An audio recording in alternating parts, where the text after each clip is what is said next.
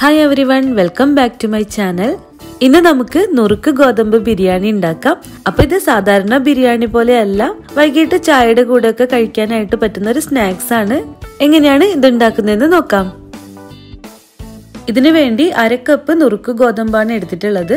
ഇത് നന്നായിട്ട് കഴുകിയതിനു ശേഷം ഒരു അരമണിക്കൂർ കുതിർക്കാൻ വെക്കാം. എന്നിട്ട് നമുക്കിത് 1/2 കപ്പ് വെള്ളത്തിൽ വേവിച്ചെടുക്കണം. ഇതിലേക്ക് ആവശ്യത്തിനുള്ള ഉപ്പും ചേർത്തിട്ട് വേണം വേവിച്ചെടുക്കാനായിട്ട്.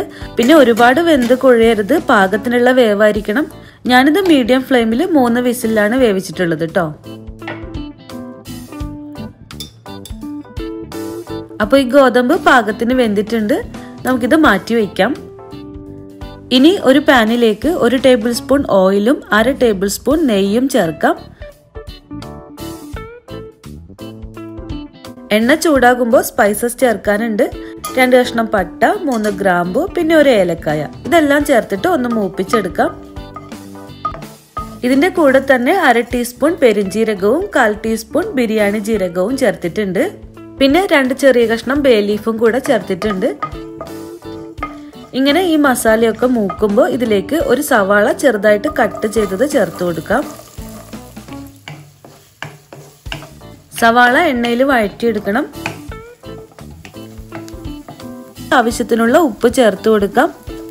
ഇങ്ങനെ എണ്ണയിൽ വഴറ്റി നന്നായിട്ട് വാടി വരുമ്പോൾ ഇതിലേക്ക് ഇഞ്ചി വെളുത്തുള്ളി ചതച്ചത് അത് നമുക്കൊരു 1/2 ടേബിൾ സ്പൂൺ ചേർത്ത് കൊടുക്കാം. ഇതും എണ്ണയിൽ മൂപ്പിച്ചെടുക്കാം. ഇഞ്ചിയുടെയും വെളുത്തുള്ളിയുടെയും ഒക്കെ പച്ചമണം മാറി വരണം. 1/4 ടീസ്പൂൺ മഞ്ഞൾപ്പൊടിയും കൂടെ ചേർത്ത് കൊടുക്കാം കേട്ടോ. പൊടിയും നന്നായിട്ട് മൂത്ത് വരുമ്പോൾ നമുക്കിതിലേക്ക് ഒരു തക്കാളി ചെറുതായിട്ട് അരിഞ്ഞത് ചേർക്കാം. തക്കാളിയും നന്നായി വഴറ്റിയെടുക്കണം. ഇതിന്റെ കൂടെ തന്നെ കുറച്ച് മല്ലിയിലയും പുതിനയിലയും അരിഞ്ഞതും ചേർത്ത് കൊടുക്കാം. 1-2 ടേബിൾ സ്പൂൺ ചേർത്താൽ മതി. ഇങ്ങനെ വഴറ്റിയിട്ട് നമുക്കിത് ചെറിയ തീയിൽ കുറച്ച് സമയം ഒന്ന് മൂടി വയ്ക്കാം. അപ്പൊ തക്കാളിയൊക്കെ നന്നായിട്ട് വെന്തുടഞ്ഞ് നല്ല സോഫ്റ്റ് ആയി വരും.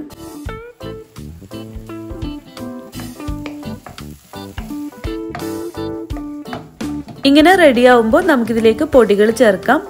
1 ടീസ്പൂൺ മല്ലിപ്പൊടി ചേർക്കാം. പിന്നെ 1 ടീസ്പൂൺ കാശ്മീരി മുളക് പൊടി. കാശ്മീരി മുളകിന് അധികം എരിവുണ്ടാവില്ല.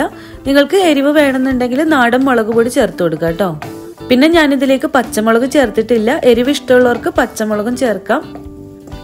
ഇങ്ങനെ ഒന്ന് വഴറ്റിയതിന് ശേഷം ഇതിലേക്ക് 1/4 ടീസ്പൂണിലും കുറച്ച് കൂടുതലായിട്ട് ഗരം മസാല പൗഡറും ചേർക്കാം. അപ്പോൾ ഈ പൊടികളൊക്കെ നന്നായിട്ട് യോജിപ്പിച്ച് ഇതിന്റെ പച്ചമണമൊക്കെ മാറിയിട്ടുണ്ട്. ഈ കൂട്ട് ഒന്നിങ്ങനെ സൈഡിലേക്ക് മാറ്റി വെച്ചിട്ട് നമുക്കിതിലേക്ക് 2 മുട്ട ചേർക്കാം.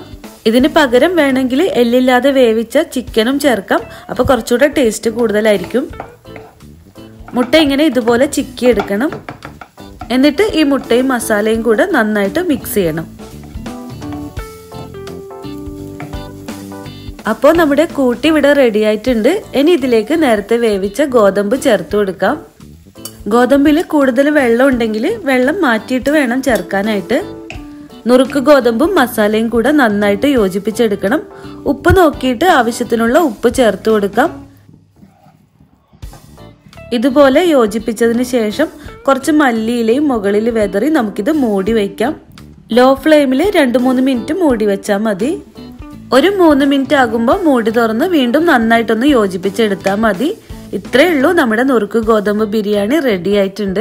സാധാരണയായിട്ട് നുറുക്ക് ഗോതമ്പ് കഴിക്കാൻ ഇഷ്ടമില്ലാത്തവർക്കും ഈ രീതിയിൽ ഉണ്ടാക്കി കൊടുത്താൽ തീർച്ചയായിട്ടും ഇഷ്ടപ്പെടും. നിങ്ങളും വീട്ടിലിത് ട്രൈ ചെയ്ത് നോക്കണം. ഫീഡ്ബാക്ക് അറിയിക്കാൻ മറക്കരുത്. അപ്പോൾ പുതിയ റെസിപ്പി ആയിട്ട് വീണ്ടും കാണാം. Thank you.